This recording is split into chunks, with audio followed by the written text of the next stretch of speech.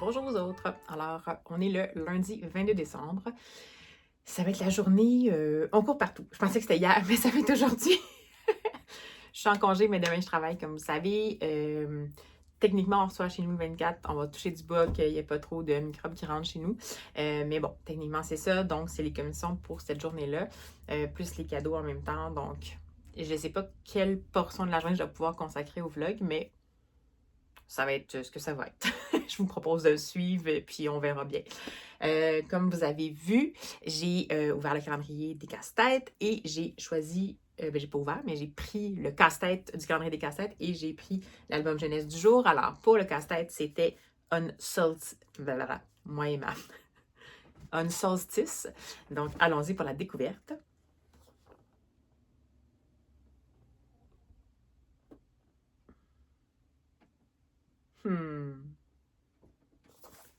Un patin enneigé avec.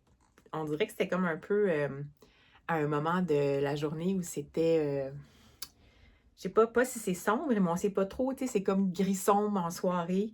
Par contre, nuance de blanc, ça va être un peu épique. Donc, bien hâte de me mettre au défi avec celui-là. Et qui se cache dans le numéro 22. Il est assez épais. Je me souviens plus de ce que j'avais. Hey, moi, là, ma mémoire. En tout cas, ça me permet de me faire des surprises, de m'auto-faire des surprises. Oh, j'ai un chat ici qui surveille vraiment l'arrivée du papier. Ah, faut que je sais c'est quoi. Excusez pour le bruit, mais je vais donner tout de suite, sinon.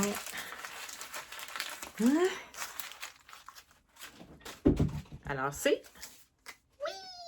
Je pense que je l'avais déjà lu. Je pense à ça. Ça se peut que je l'ai même déjà recensé, mais je vais le relire et je vais vous en parler. Donc, c'est un John Klassen. C'est. Je vais essayer de le focuser. The Rock from the Sky de John Klassen. C'est publié ici chez Candlewick Press. J'adore John Klassen. Et comme ça le dit, c'est l'histoire d'une roche qui tombe du ciel. et qui tombe du ciel et qui va rendre les gens un peu mystifiés par son arrivée. Je sais pas si c'est comme ça. Et il y a du texte aussi, hein, mais...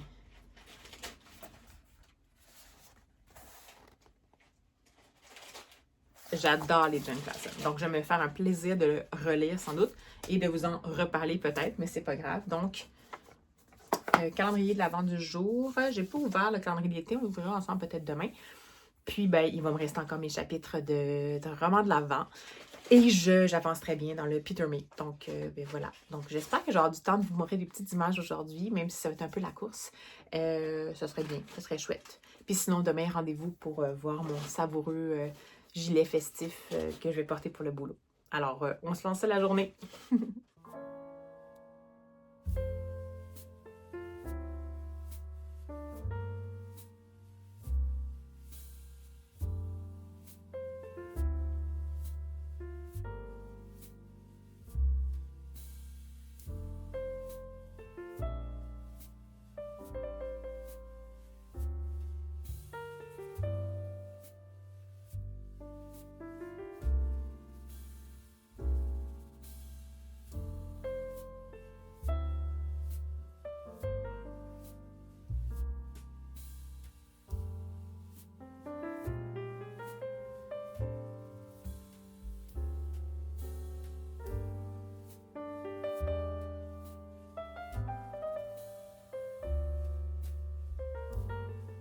Bonjour vous autres. Alors, on est déjà rendu le soir, mais en fait, je suis revenue quand même assez tard de ma journée.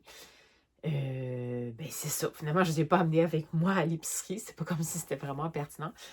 Puis j'ai décidé de me concentrer sur une librairie qui a aussi des jeux éducatifs. Donc, une librairie indépendante qui a aussi des jeux éducatifs. Et ben c'est ça. Parce que je voulais aller soutenir cette librairie-là. Parce que ça me fait... je vais vous raconter l'anecdote. C'est c'est à Saint-Jean-sur-Richelieu et c'est un endroit où il y a depuis longtemps une librairie indépendante à laquelle je vais souvent et qui s'appelle la librairie moderne. Et ils ont un super inventaire, ils ont vraiment de la variété, ils ont aussi des jeux de société, ils ont aussi des jeux éducatifs, ils ont des casse-têtes, ils ont vraiment plein de choses. Et un peu à la manière de Fox Books dans You've Got Mail, si vous avez la ref, c'est parce que vous avez mon âge. Et bien, il y a une grande bannière qui est décidée de venir s'installer à peu près à un coin de rue de cette librairie-là et qui a décidé d'ouvrir un mois avant Noël. Et comme on le sait, dans cette grande bannière-là, qui est techniquement pas une librairie indépendante, mais qui a comme de tout. Je pense que tout ce qu'ils n'ont pas, c'est qu'ils n'ont pas encore des machines à café, mais ça s'en vient. Et le travail de libraire n'est pas nécessairement valorisé. C'est vraiment comme une grande surface, tout simplement. Eh bien, les autres, ce qu'ils font toujours, c'est qu'il y a toujours une étude de marché et ils vont s'installer toujours à peu près à 2 pas d'un endroit où une librairie indépendante s'est installée, a développé une clientèle, a fidélisé la clientèle et tout. Et dans ce cas-ci, comme cette librairie indépendante-là a également des jeux de société et d'autres choses de loisirs créatifs, c'est encore plus directement dans la lignée de en fait, cette clientèle-là va potentiellement aller à l'autre bannière parce que l'autre bannière va être capable, comme c'est une grosse, grande bannière, de jouer sur potentiellement les prix, n'est-ce pas? Donc, c'était super important pour moi d'aller dans cette librairie indépendante-là. Surtout avant Noël, parce que vraiment, ça, je pense que la succursale de l'autre bannière, parce que je n'appellerai jamais ça une librairie, a ouvert, ça je vous dis, à mon avis, ils ont ouvert début novembre peut-être, juste comme ça, juste pour être sûr que tous les achats du temps des fêtes se fassent. En plus, c'est en face d'un hôpital, donc c'est sûr que les gens qui vont attendre à l'hôpital ont tendance à sortir, puis ceux qui vont visiter proches, ils vont aller souvent là, puis passer du temps. Donc, la succursale de la Grande Bannière est encore plus proche de l'hôpital. C'est ça. Donc, c'est tout ce que je voulais dire. C'était mon édito. Puis je trouvais quand même que c'était important de le mentionner parce que on dit toujours achat local, mais ça peut être aussi ça. C'est sûr que cette grande bannière-là, c'est une grande bannière québécoise, techniquement, mais qui n'a pas toujours eu des bons comportements corporatifs, puis qui s'étendent de plus en plus dans la chaîne du livre. Ils ont acheté aussi un distributeur et tout ça. Puis il faut faire un peu attention, finalement, à ces choses-là parce que c'est le service qui va se perdre, je trouve. Puis ce serait vraiment dommage que la librairie indépendante, qui est là depuis des années, qui est super solide, qui fait un vraiment bon service aux clients, ben qu'elle tombe juste parce qu'il y a une grande bannière qui a décidé de vampiriser sa clientèle. Alors voilà, sur ces bonnes paroles, j'ai décidé d'acheter des choses que je ne vous montrerai pas tous parce qu'il y a des choses qui sont pour des gens potentiellement qui regardent ce vlog. Mais je vais vous montrer 2 petites collections que j'ai décidé d'acheter pour certains petits de ma famille et que je connaissais déjà de nom. Une série que je connais vraiment bien, une série québécoise, mais une série française que j'avais déjà connue, que je connais déjà. En tout cas, c'était peut-être pas sur cette édition-là, cette forme-là, mais c'est un peu le même principe. Et c'est un principe de pêle-mêle. Donc, celui-ci ici, Méli-Mélo de Matou. Et les deux, c'est écrit par Gaël Duazé. C'est publié chez Casterman et c'est un principe de Méli-Mélo, mais qui crée des histoires différentes. Donc, wow! Je sais pas si je vais réussir. Ouais, à manipuler, ce ne sera pas nécessairement évident, mais bon, mettons comme ça. Toby, brosse, des renards très bavards. Et évidemment que si je change le bas ici, qu'est-ce qui brosse? De tout petits confettis. Donc, c'est comme ça. Celui-là, c'est tout des chats en haut, les têtes de chat. Vraiment drôle, je suis tombée sur... C'est Ramona. C'est drôle, Ramona, vous trouvez pas? Ramona. Puis l'autre, c'est un mille-milo de toutou. Donc, de chien, n'est-ce pas? Je sais pas qu'est-ce que... C'est des faces de chien intéressantes. Oh! Il y a Hugo. Je vais y mettre une belle petite robe. Puis Hugo sèche des crevettes à bouclettes. J'adore cette formule-là. C'est en cartonné quand même, donc encore pour les mains un peu moins habituées.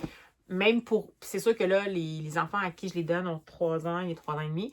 Donc, ils sont quand même capables de... Bon, c'est le fun, c'est que ça raconte des histoires. Ils peuvent se raconter l'histoire eux-mêmes s'ils ne savent pas encore lire, mais on peut aussi, évidemment, rigoler avec eux autres en leur racontant l'histoire. Ça a toujours bien fonctionné, mais quand j'étais plus jeune, j'aimais vraiment ça, ce principe-là. Puis là, ben c'est ça. Ils le font en cartonné. Bon, la reliure... je ne sais pas combien de temps elle va tenir. On va espérer que ça tienne quand même. Mais voilà, donc je vais vous montrer, je ne sais pas si vous connaissez ça. C'est quand même un certain prix, mais c'est quand même un livre-jeu, donc c'est pas catastrophique non plus. Donc voilà pour cette collection Et sinon, c'est la collection, c'est chez Ozo Québec, mais c'est une collection avec des autrices et créatrices québécoises. Donc, c'est Lucie Papineau et Julie Cossette. Donc, Lucie Papineau à la plume et Julie Cossette au crayon à dessiner. Donc, c'est la collection de Zach et Zazou. Je ne sais pas si vous les connaissez. Zach et Zazou, qui nous propose habituellement des situations qui font partie du quotidien, mais pas juste comme ma journée à la garderie. Comme dans celui-là, on a Zach et Zazou font un spectacle. Donc, ils vont apprendre comment faire un spectacle. En fait, on va voir comment ils vont faire un spectacle. Puis ce que j'ai compris, c'est qu'il y avait des petites... à la fin, il y a toujours des petites infos sur comment on fait un spectacle, par exemple, ici. Et sinon, dans l'autre, c'est, je ne peux pas m'empêcher, Zach et Zazou adorent les livres. Et à l'arrière, je ne sais pas qu'est-ce qu'ils donnent comme info. Dans Zach et Zazou adorent les livres, ils s'en vont à la bibliothèque. Je ne peux pas l'acheter. Puis, ils font un spectacle. Ben moi, j'ai fait de l'art dramatique toute mon enfance. Et voilà. Donc, je me suis dit, pourquoi pas. Donc, qu'est-ce qu'ils montrent pour les livres? Ils nous montrent un peu comment ça fonctionne, comment un livre est créé. Voyez-vous, il y en a plusieurs. Je ne sais pas qu'on va voir, là, mais... avec les ring lights, c'est compliqué. Non, j'y arriverai pas. Donc, voilà. Donc, collection chez Ozo Québec. Donc, Ozo qui est une maison d'édition française, mais qui a une division Ozo Québec, donc avec des créateurs québécois, mais aussi des contextes québécois, ce qui n'est pas toujours évident. Ça va être souvent un vocabulaire qui va être québécois, des contextes à la fois sociaux et, disons, je sais pas, écologiques ou géographiques québécois. Puis souvent, les Ozo, ce qui est le fun, celui-là, c'est des pages plastifiées. C'est pour ça qu'il y a des reflets que vous voyez ici. Puis c'est vraiment pas cher, là. C'est 10,95. Donc, ça dure bien longtemps. C'est une série, on retrouve les mêmes personnages. Vraiment chouette. Donc, si vous ne connaissez pas les Akizazu, mais qu'attendez-vous? Et puis ça, vraiment, je suis super contente d'en avoir trouvé parce que je ne savais même pas que ça se faisait encore. Donc, voilà. Plutôt que de racheter un jeu, je devrais racheter un livre-jeu. Les plus petits, c'est des jeux, donc je ne vais pas nécessairement me lancer là-dedans.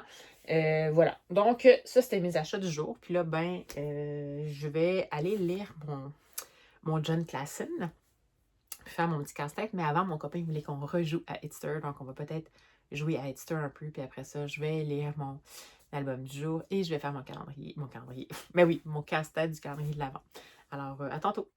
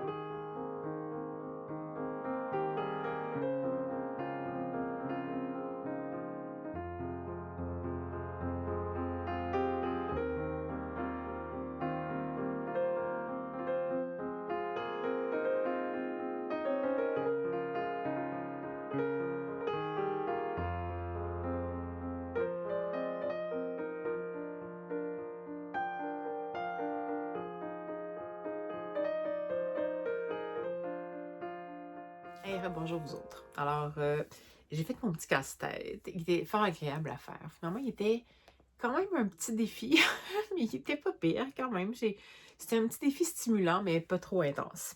Et j'ai relu avec un total bonheur, parce que c'est une relecture en effet. J'ai réalisé que je l'avais lu en octobre 2024, donc en français. Il n'est pas eu celui-là en 2021, là, mais c'est juste que je l'avais lu à sa sortie en français, lors de la traduction. Puis là, c'est juste que j'ai eu l'opportunité de l'avoir en anglais, en langue originale. En fait, je sais pas si c'est en langue originale, parce que John Klassen, aucune idée. Oui, en langue originale. Donc, c'est pour ça. Et là, je l'ai relu, puis c'est un bijou d'absurdité, mais en même temps, c'est tellement délicieux. C'est comme divisé en 5 parties. C'est comme... C'est quoi le nom des 5 parties? The Rock. Donc là où on comprend le rôle que va jouer finalement le rocher en tombant du ciel. Ensuite, qu'est-ce qu'on avait? Je ne sais plus c'est quoi. The Rock. Excusez, c'est un peu long à faire. The Fall. Donc, en fait, c'est dit en, je pense, 3, 4 ou 5 parties. Puis dans le fond, c'est variation sur le thème d'un rocher qui tombe du ciel. Puis c'est super drôle parce que ça va jouer avec ces 2 personnages-là, plus un autre qui va arriver aussi. Puis cette espèce de lieu-là, il y a une unité de lieu et de temps, on dirait. Et je sais pas comment on peut décrire ça. C'est vraiment de l'absurde, mais c'est trop excellent. À chaque fois, les personnages vont manquer potentiellement d'être dans un danger létal, mais leurs actions spontanées vont faire en sorte que finalement, ça va se passer autrement. Il y a des créatures étranges qui vont arriver. Quand, à un moment donné, ça s'appelle The Future. Puis là, ils vont être sur le rocher en train d'imaginer qu'est-ce que ça pourrait être dans le futur. Et là, il va arriver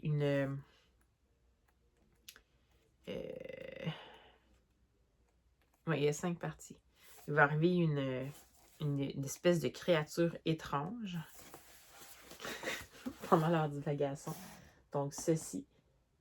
Puis elles sont comme, oh mon Dieu, mais qu'est-ce que c'est? Puis elles disent, non, mais c'est bon, on est dans le futur. Puis là, vous voyez ici, ce qui est intéressant aussi, c'est qu'il y a les dialogues. Puis plutôt que de les faire en mode avec des flacteurs, ce qu'ils ont fait, c'est que à chaque fois qu'il y a 2 personnages qui sont là, puis qu'il peut y avoir plus que 2 personnages, mais il y en a toujours juste 2 qui interagissent ensemble. Puis la convention à début de chaque chapitre, c'est que le premier qui parle va avoir une écriture qui est en noir, puis le deuxième qui parle en gris pâle. Donc on comprend tout à fait la hiérarchie de la narration.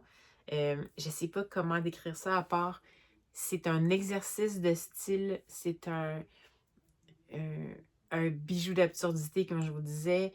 C'est un objet littéral d'un identité, même si c'est un peu galvaudé comme expression, mais c'est clairement ça.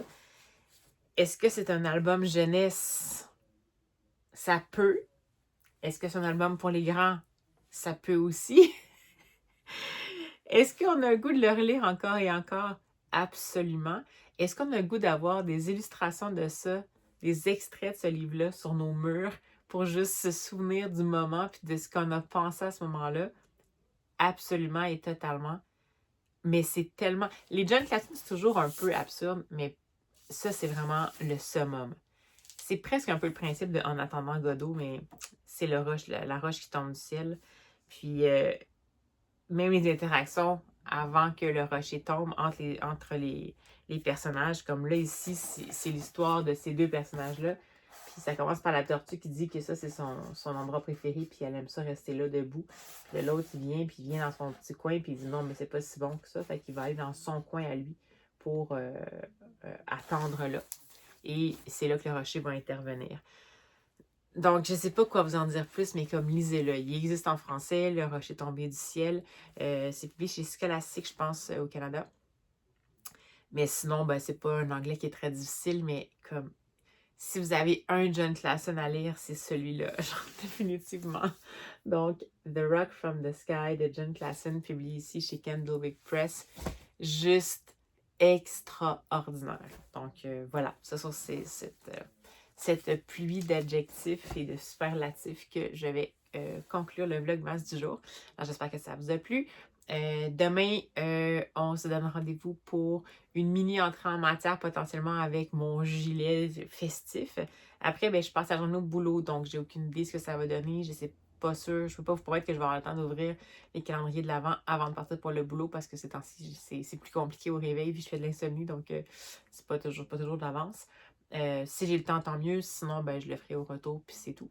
Demain, 23 décembre. Donc, c'est mon copain qui fait la popote pour le 24. Donc, demain, il va sans doute être encore dans la cuisine et tout ça. Mais sinon, on n'a pas de gros projets. Euh, Peut-être écouter encore Le Père Noël est une ordure. On ne l'a toujours pas écouté, donc peut-être qu'on pourrait se dire ça, que 23 décembre, c'est notre soirée Le Père Noël est une ordure dans les traditions des fêtes. On va voir. Mais je ne veux pas rien promettre parce qu'on ne sait jamais. La journée peut encore se faire, se dérouler selon sa propre volonté à elle-même et non pas la mienne. Donc voilà. Donc demain, en fait, ça va être le dernier vlogmas pour vous. Oui, c'est ça. C'est un peu plate parce que c'est la journée du 23 puis je travaille. Mais c'est ça, c'est la vie. Peut-être que je vais juste vous publier le 24 décembre un peu plus tôt, un peu plus tard en matinée, puis peut-être que je pourrais vous mettre le début du 24. Mais en gros, le dernier vlogmas, ça va être celui de demain. Puis ça va donc être la journée du 23 décembre. Et puis après ça, on va retomber à notre fréquence régulière de tous les dimanches. Donc voilà. Alors, j'espère que l'aventure vous a plu. Moi, ça m'a bien plu. Cette année, je trouvais que j'avais quand même moins de variété d'activités à vous proposer. Je pense que c'est un peu le constat de plusieurs personnes qui ont fait les Vlogmas sur Booktube. C'est super le fun de vous parler à chaque jour. Puis cette année, je l'ai pris avec... j'ai fait ça très relax. Là.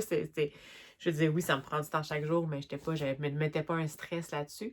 Mais cela dit, je ne sais pas, l'année prochaine, peut-être que je vais y repenser. Peut-être que j'ai vraiment du contenu pour vous dire bonjour à tous les jours. Oui, mais dans le fond, vous avez surtout regardé avec moi les calendriers de l'Avent. Ce qui était intéressant, c'est que moi, je m'étais assurée que j'allais avoir au moins une recension lecture à vous faire à chaque jour, vu que je me faisais mon calendrier de l'Avent, album jeunesse. Mais je verrai peut-être que l'année prochaine, je pourrais faire plus comme le 12 Days Before Christmas, puis en faire peut-être 1 ou 2 jours, ou je sais pas trop. Je pense que je vais voir ce que je vais faire aussi, mais ça me tente encore de le faire cette année, puis ça m'a fait plaisir de le faire avec vous. Puis ben voilà, bon, j'arrête de blablater, puis ben nous, on se revoit demain pour le dernier Vlogmas.